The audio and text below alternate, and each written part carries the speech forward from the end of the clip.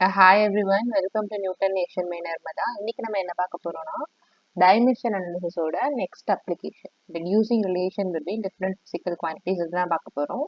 இதுக்கு முன்னாடி நம்ம லாஸ்ட் டூ வீடியோஸ்ல என்ன பார்த்தோம்னா டைமென்ஷன் அனாலிசிஸோட டிஃப்ரெண்ட் அப்ளிகேஷன்ஸ் பார்த்தோம். ஸோ ஃபர்ஸ்ட் என்ன பார்த்தோம்னா ஒரு ஈக்குவேஷன் கொடுத்துட்டாங்கன்னா அன்னோன் பேராமீட்டரோட டைமென்ஷன் என்ன அப்படின்றத பார்த்தோம். ஸோ அடுத்த அப்ளிகேஷன் என்ன அப்படின்னு பார்த்தோம்னா ஒரு யூனிட் ஆஃப் சிஸ்டம்லேருந்து இன்னொரு யூனிட் ஆஃப் சிஸ்டம்க்கு எப்படி மாற்றணும் அப்படின்னு பார்த்தோம்.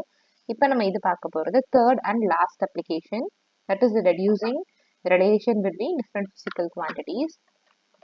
ஸோ இது எப்படி பண்ணலாம் அப்படின்னு பார்த்தோம்னா, ஸோ ஃபர்ஸ்ட் வந்து நம்மளுக்கு கொடுத்துருவாங்க. For example depends on A வந்து dependent quantity, depends on BCD மூணு இண்டிபெண்டன்ட் குவான்டிட்டிஸ் கொடுத்துருவாங்க. ஸோ இவங்க எல்லாருமே இண்டிபெண்டன்ட்.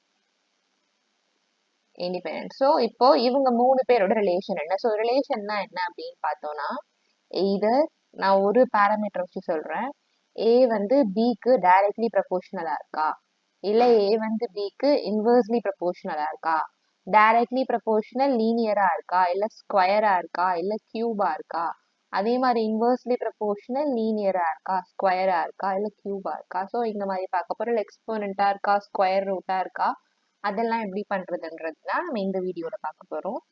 ஸோ அதுக்கு முன்னாடி நம்மளுக்கு என்ன தெரியணும்னா, ஃபர்ஸ்ட் ஸ்டெப் என்ன தெரியணும்னா, dimension of A B C D. இந்த இடத்துல நான் ஏ டிபெண்ட்ஸ் ஆன் 3 பேராமீட்டர்ஸ் கொடுத்துருக்கேன். ஒரு சில கொஸ்டின்ஸ்ல it can either be 3 or 2 or 5 அந்த மாதிரி n நம்பர் ஆஃப் பேராமீட்டர்ஸ் கொடுத்துருக்கலாம். நான் சிம்பிளஸ்ட் கேஸ்ல எடுத்திருக்கேன். ஸோ இது ஃபர்ஸ்ட் நம்ம இந்த ப்ராப்ளமை ப்ரொசீட் பண்றதுக்கு முன்னாடி நமக்கு என்ன தெரியணும்னா, dimension of A B C D. So A எப்படி இருக்கு, எம்எல்டி. ஸோ இவங்களோட எல்லாத்தோட எம்எல்டி என்ன அப்படின்னு பார்க்கணும். அடுத்த ஸ்டெப் என்ன அப்படின்னு பார்த்தோம்னா, இண்டிபெண்டன்ட் குவான்டிட்டியை right hand side of the equation எடுத்துக்கணும், dependent quantity left hand side. So இந்த கேஸ்ல A depends on BCD. So நான் ஆல்ரெடி சொல்லிட்டேன், ஏ வந்து dependent quantity, BCD are independent quantity. So இந்த கேஸ்ல நம்ம என்ன பண்ணோம்னா, A is directly proportional to BCD. So இதான் நம்மளோட ஃபர்ஸ்ட் ஸ்டெப். அடுத்த ஸ்டெப் என்ன அப்படின்னு பார்த்தோம்னா, நம்ம எல்லாத்தோட டைமென்ஷனும் எழுதணும். Right all the dimension, all dimensions. So எழுதும்போது நம்ம டிபெண்டன்ட் குவான்டிட்டிக்கு மட்டும் பவர் போடணும், ஏ பி சி. ஏன்னா நம்மளுக்கு தெரியாது, லீனியரா இருந்துச்சுன்னா all these ABC will be 1 1 1. இல்ல 1 பை இன்வர்ஸா இருந்துச்சுன்னா all this ABC will be -1 -1 -1. இல்ல ஸ்கொயரு கியூபா அப்படி இருந்துச்சுன்னா அதுக்கேற்ற மாதிரி ஏபிசி வேல்யூஸ் வந்து சேஞ்ச் ஆகும். நம்ம எய்ம் என்ன அப்படின்னு பார்த்தோம்னா, இந்த ஏபிசி வேல்யூவை கண்டுபிடிக்கிறது தான் நம்மளோட மெயின் எய்ம். ஸோ அடுத்து இது ஃபர்ஸ்ட் ஈக்குவேஷன், ஃபர்ஸ்ட் ஸ்டெப் எப்படி போட்டாச்சு. செகண்ட் ஸ்டெப் வந்து எல்லாத்தோட டைமென்ஷன் எழுதணும். ஸோ எம்எல்டி ஏவோட டைமென்ஷன் எழுதணும், டைரக்ட்லி ப்ரப்போர்ஷனல் டு பியோட டைமென்ஷன் ஹோல் பவர் ஏ, சியோட டைமென்ஷன் ஹோல் பவர் பி, டியோட dimension whole power C. So இது எழுதிட்டோம்னா அடுத்த ஸ்டெப் என்ன அப்படின்னு பார்த்தோம்னா, ஸோ எல்லாத்தையுமே கிளப் பண்ணணும். Club all MLD. ஸோ அப்போ இந்த சைடு இங்க ஒரு எம்எல்டி இருக்கும், இங்க எம்எல்டி இருக்கும், இங்க எம்எல்டி இருக்கும். ஸோ நம்ம எல்லாத்தோட எம்எல்டியும் கிளப் பண்ண டிபெண்டிங் அப்பான் தி குவான்டிட்டி, நம்ம எம்எல்டிக்கு டிஃப்ரெண்ட் பவர்ஸ் வேல்யூ இருக்கும். ஸோ அது எல்லாத்தையுமே நம்ம போட்டு கிளப் பண்ணிட்டு, ஸோ ஸ்டெப் 4 என்ன அப்படின்னு பார்த்தோம்னா, ஈக்குவேட் பண்ணணும்.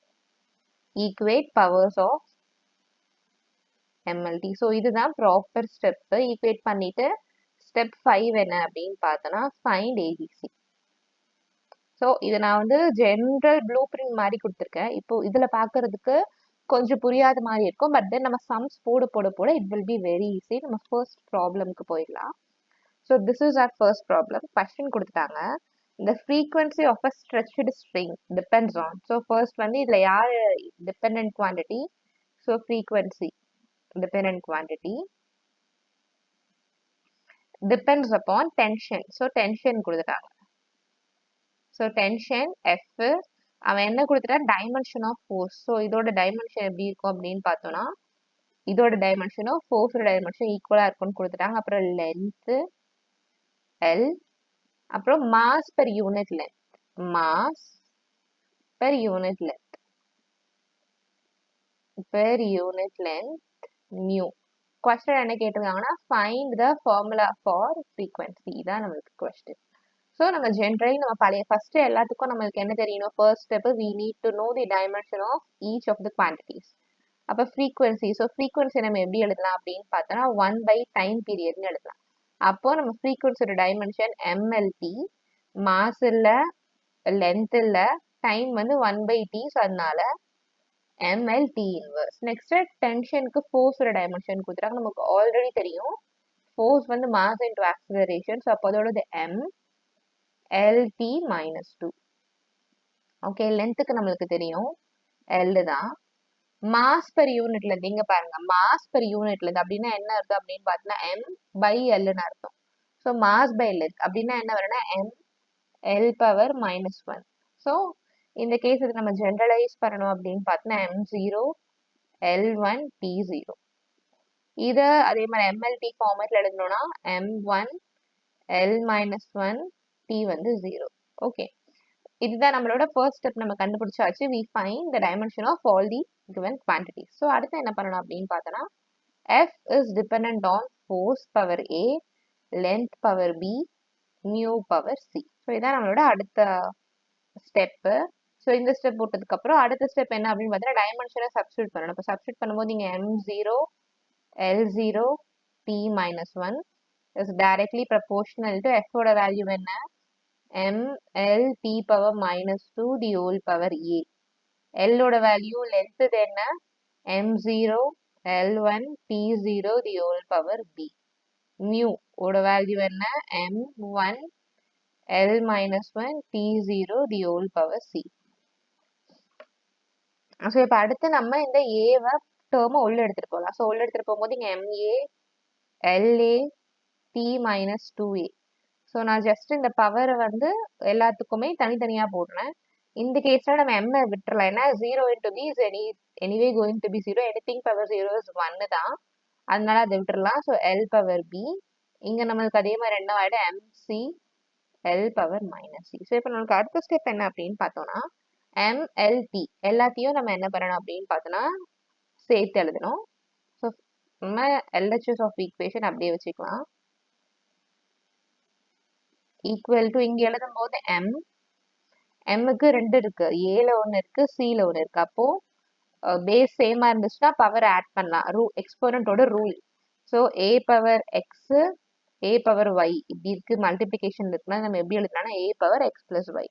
ஸோ இந்த சேம் ரூலை தான் நம்ம இங்கே சப்ஸ்டியூட் பண்ண போகிறோம். ஸோ சப்ஸ்டியூட் பண்ணும்போது I will get MA plus C. So next L எடுத்துக்கலாம். L வந்து ஐ ஹேவ் ஏலையும் இருக்கு, பிலையும் இருக்கு, சிலையும் இருக்கு.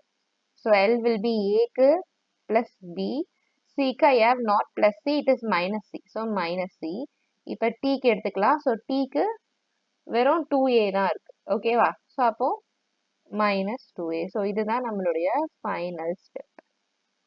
ஓகே, ஸோ இப்போ இந்த ஃபைனல் ஸ்டெப்புக்கு அப்புறம் அடுத்து நம்ம என்ன பண்ணோம்னா equating each powers. Equating each powers அந்த ஸ்டெப்ல நம்ம என்ன வரும் அப்படின்னு பார்த்தோம்னா, ஸோ ஃபர்ஸ்ட் வந்து m பவர் எடுத்துக்கலாம். LHSல m ஓட வேல்யூ 0, இங்க a m ஓட பவர் வந்து a plus c. So 0 equal to a plus c. அதே மாதிரி Lக்கும் இது வந்து mக்கு நான் எடுத்திருக்கேன், Lக்கு எடுத்திருக்கேன், tக்கு எடுத்திருக்கேன். ஸோ Lக்கும் அதே மாதிரி என்ன இருக்கு, இங்க 0 இருக்கு, இங்க a plus b minus c இருக்கு, a plus b minus c. tக்கு இங்க -1, இங்க -2a. ஸோ இங்க -1 ஈக்குவல் டு -2a, கரெக்டா? ஓகே, ஸோ இப்போ நான் இந்த ஈக்குவேஷன் எடுத்துக்கிறேன். ஸோ இதை வந்து equation 1, this one is equation 2, this one is equation 3. So minus minus cancel ஆகிடும். I want a value of a alone. அப்போ a ஓட வேல்யூ 1/2. ஓகே, ஸோ இப்போ a ஓட வேல்யூ தெரியும். நான் என்ன பண்ணுறேன், substituting a equal to 1/2 in equation 1. அப்போ சப்ஸ்டியூட் பண்ணும்போது எனக்கு என்ன கிடைச்சிடும், b ஓட வேல்யூவும் கிடைச்சிடும். அப்போ a plus b equal to 0. அப்போ a ஓட வேல்யூ -b. அப்போ b ஓட வேல்யூ நம்மளுக்கு என்ன வந்துடும், -1/2.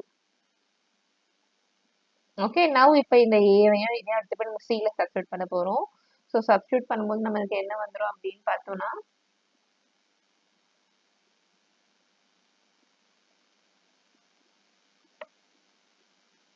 ஓ சாரி, இந்த கேஸ்ல பாருங்க a plus c இருக்கு, it is not a plus b. So அப்போ இங்க c, this one is c, this one is c. So இங்கேயுமே c தான். அப்போ c ஓட வேல்யூ 1/2, a ஓட வேல்யூ 1/2, c ஓட வேல்யூ -1/2. இதை திருப்பி சப்ஸ்டியூட் பண்ணும்போது substituting values of a and c in equation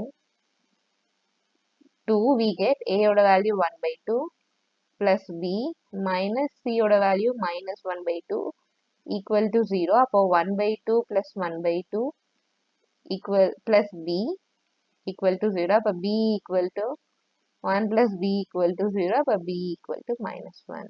so எனக்கு a ஓட வேல்யூவும் தெரிஞ்சிருச்சு, b ஓட வேல்யூவும் தெரிஞ்சிருச்சு, c ஓட வேல்யூவும் தெரிஞ்சிருச்சு. இப்போ நம்ம ஃபைனல் அந்த f. So frequency is directly proportional to f. f power a ஓட வேல்யூ என்ன? 1/2. Next l power b. So l ஓட வேல்யூ, b ஓட வேல்யூ என்ன? -1. அப்புறம் mu power c. So mu into c ஓட வேல்யூ என்ன? -1/2. ஸோ இந்த நான் பவரை வந்து நம்ம எப்படி எழுதலாம் அப்படின்னு பார்த்தோம்னா 1/2 root of 1/2 எழுதலாம். It's directly proportional to root of f. So இது -1/2, so it will go to denominator into l வந்து 1/l. ஸோ ஃபைனலாக இன்னொரு ப்ராப்பர் இது இருக்கு. ஸோ எப்பவுமே ப்ரப்போர்ஷனாலிட்டியை நம்ம ஈக்குவல் டுவா மாற்றும் போது ஈக்குவல் டு இன்ட்டு கான்ஸ்டன்ட்னு போடுவோம். ஸோ இது ஒரு பேசிக் ரூல். அப்போ finally F is equal to some constant by length root of F by mu. So இதுதான் நம்மளுடைய this is small f. So frequency is equal to இப்படி தான் நம்ம என்ன பண்ணுவோம் அப்படின்னு பார்த்தோம்னா ஒரு கொடுத்துருக்க இண்டிபெண்டன்ட் குவான்டிட்டியோடையும் டிபெண்டன்ட் குவான்டிட்டியோடையும் எப்படி நம்ம ரிலேட் பண்ணி அதோட ஈக்குவேஷன் எடுத்துகிட்டு வரலான்னு. இப்போ இதில் நம்ம இன்னொரு ப்ராப்ளம் பார்க்கலாம். ஸோ அந்த ப்ராப்ளம் பார்த்துட்டு இந்த வீடியோவை ஸ்டாப் பண்ணிக்கலாம். And then this is my next problem. இங்கே கொடுத்துருக்காங்க பாருங்க, சென்ட்ரிபெட்டல் ஃபோர்ஸ். அப்போ acting on a particle moving uniformly in a circle May depend upon mass. So அப்போ இதில் யார் இண்டிபெண்டன்ட் குவான்டிட்டி? எஃப் வந்து டிபெண்ட்ஸ் ஆன் மாஸ். அப்போ எஃப் வந்து independent quantity, depends on mass கொடுத்துருக்காங்க, அண்ட் தென் வெலாசிட்டி கொடுத்துருக்காங்க, and then radius கொடுத்துருக்காங்க. So அப்போ இது மூணுமே டிபெண்ட், சாரி எஃப் வந்து டிபெண்டன்ட் குவான்டிட்டி, இதை டிபெண்ட் பண்ணி இது இருக்கு, இது வந்து இண்டிபெண்டன்ட் குவான்டிட்டி. ஓகே, ஸோ மாஸுக்கு வீணும் டைமென்ஷன் இஸ் m, வெலாசிட்டிக்கு metre per second, so it will be L T -1. Radius வந்து லென்த் தான், so that is L. And we already know what is the value of force. Force is mass into acceleration. So m l t -2. Okay, இதை நம்ம first பண்ண மாதிரியே தான் பண்ண போறோம். So f is directly proportional to mass power a, velocity power b, radius power c. And then next நம்ம எல்லாத்துக்கும் dimension போட போறோம். அப்போ இங்க போடும்போது ml t power -2. இங்க எல்லாம் 1 இருக்கிறதா அர்த்தம், which is directly proportional to m power a. v க்கு பதில் l t power -1 into b, c க்கு பதில் l power c. ஸோ இப்போ நம்ம என்ன பண்ண போறோம்னா இந்த எக்ஸ்போனண்ட்டை ஒரு குவான்டிட்டி கூடயும் நம்ம நார்மலி எடுத்துட்டு வர போறோம். So m power a, l b t power b. இதை this one is -b, and then in this case it will be l power c. இப்போ நம்ம என்ன பண்ண போறோம்னா அடுத்த ஸ்டெப் என்னன்னா எல்லாத்தையுமே m எல்லாம் கிளப் பண்ண போறோம், l எல்லாம் கிளப் பண்ண போறோம், t எல்லாம் கிளப் பண்ண போறோம். ஸோ அப்போ m power a, l power b plus c, t power -b. இந்த கேஸ்ல நம்மளுக்கு என்ன இருக்கு? m1 l1 t power -2. So நம்மளோட அடுத்த ஸ்டெப் என்ன? we have to equate powers of m, l and t. So நம்ம ஈக்குவேட் பண்ணலாமா? ஈக்குவேட் பண்ணும்போது so first we need to equate the power of m. So m பண்ணும்போது இங்கே இந்த சைடில் 1 இருக்கு, இந்த சைடில் a இருக்கு. இப்போ 1 ஈக்குவல் டு இதுலேருந்தே நம்மளுக்கு கிடச்சிருச்சு ஏயோட வேல்யூ 1 தான். நெக்ஸ்ட் l ஈக்குவேட் பண்ணும்போது இந்த சைடு என்ன இருக்கு? நம்மளுக்கு 1 இருக்கு, இந்த சைடு என்ன இருக்கு? b plus c. LHS I am having b plus c, and then RHS the power of l is 1.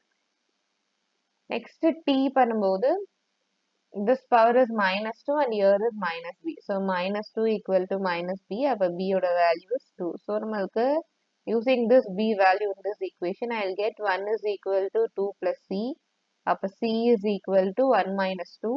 இங்க இருக்கட்டும் இப்படி போயிடுச்சுன்னா -2 ஆயிடும். அப்போ c equal to -1. ஸோ இப்போ எனக்கு a ஓட வேல்யூ தெரியும், b ஓட வேல்யூ தெரியும், c ஓட வேல்யூ தெரியும்.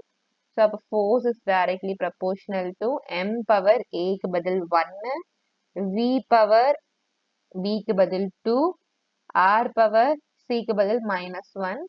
So F is directly proportional to mv square by r.